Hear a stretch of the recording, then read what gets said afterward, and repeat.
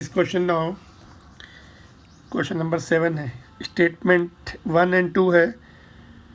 O2 minus and H plus are projected in magnetic field perpendicular to the field with the same speed. Radius of curvature of O will be less than H. तो देखिए radius of curvature का formula क्या होता है, R is equal to mv upon QB। R directly proportional to V same है, B same है, mass upon charge. तो oxygen का mass 16 times of hydrogen and इसका चार्ज ट्वाइस दिया हुआ है तो 8 टाइम्स आ जाएगा। ऑक्सीजन की radius will be 8 times, it is more in fact, यहाँ पे लेस दिया है ना, तो दिस इज़ रॉन्ग।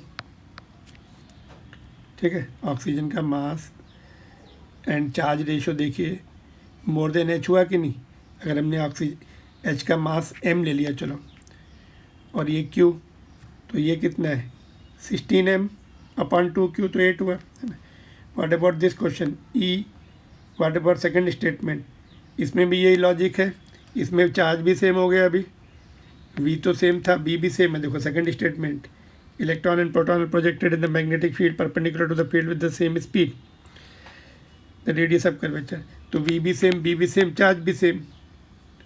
तो मास, अभी मास प्रोटॉन का मास 1836 टाइम्स मोर है, तो उसका रेडियस ऑफ कर्वेचर भी मोर होगा। लेकिन E का दिया हुआ है electron will have more, radius of curvature of electron is more, तो ये भी रॉन्ग हो गया, बोथ आर इनकरेक्ट।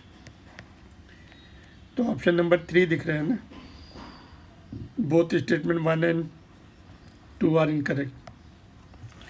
चलिए क्लियर। मैग्नेटिज्म का क्वेश्चन वेरी इंपॉर्टेंट टॉपिक है ये, रेडियस परपेंडिकुलर वाला टॉपिक इंपॉर्टेंट है, but there can be the अगली शिफ्ट में हेलिकल वाला भी आ सकता है, projecting eight angle other than 0 and 90 degree, है ना। हेलिकल आएगा, उसमें टाइम पीरियड सेम रहता है, उसमें पिच वगैरह देख लीजिएगा। चलिए नेक्स्ट क्वेश्चन पे चलते हैं अभी।